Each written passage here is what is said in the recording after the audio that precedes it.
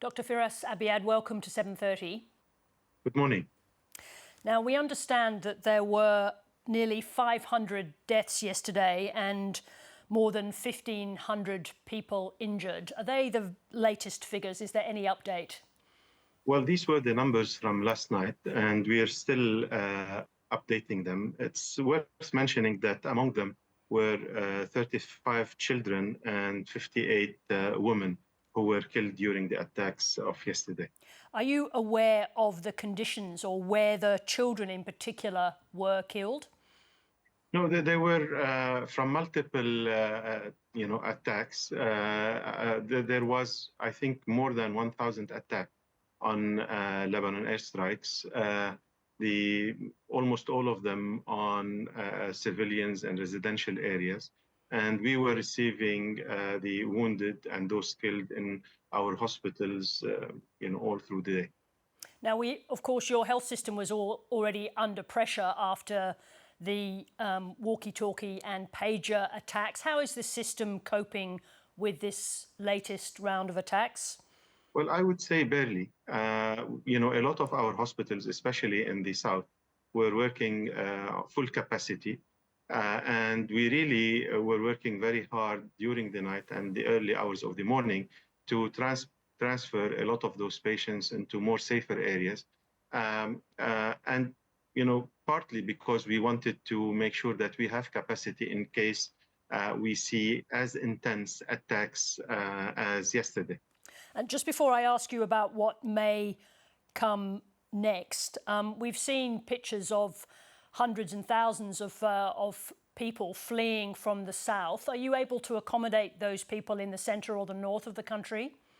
Well, a lot of them have gone. Some of them have gone with their relatives. Some of them have gone to shelters that we have prepared beforehand.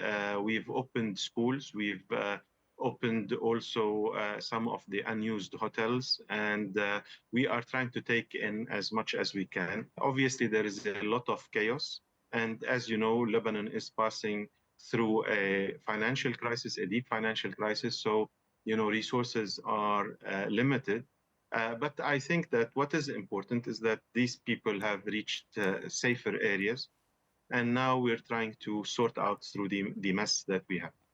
Are you anticipating further attacks? Well, there are already ongoing further attacks. We are reporting since this morning attacks in the Biqa Valley and mainly in the Baalbek area. We've also reporting now attacks in South Lebanon, not as intense as yesterday, but it's still early in the day. We hope that we will not see a repetition of yesterday's attacks, but this is awaits to be seen. Now, the chief of staff of the Israeli military said yesterday that their military was preparing for the next phases, is the expression that he used. Do you think that this could be a precursor to a ground invasion of Lebanon? Well, Israel have been threatening to do that for some time. And, looking at the progression of events, from last week into this week, I think that this is something that is on the table. I think that it is very clear that the Israeli government is escalating, and a ground invasion might be possibly a next step for them. Now, what preparations are you making for further attacks, but also for that possibility? What can you do to prepare your civilian population for that? Well, I shouldn't be preparing for civilian casualties, to be honest, in any conflict. I think these are the international humanitarian laws. But anyway, I think, what we have been doing is raising the capacities of hospital. We've been making sure that the hospitals that are closer to the battlefronts, are sort of, we're transferring patients away from them so that they are able to receive patients. Also, what we have been doing is we've been stocking up on medications, medical supplies. We've been training patients to deal with mass casualties, including our transport, the medical transport services, to be able to see how much best we can cope with whatever is going to come. Now, in response to these Israeli airstrikes, Hezbollah has fired dozens of rockets into Israel. It said it's doing that in defence of the Lebanese people. Do you endorse Hezbollah firing rockets into Israel on your behalf?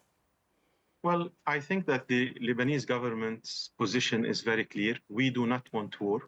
And we believe that some of those non-state actors who are,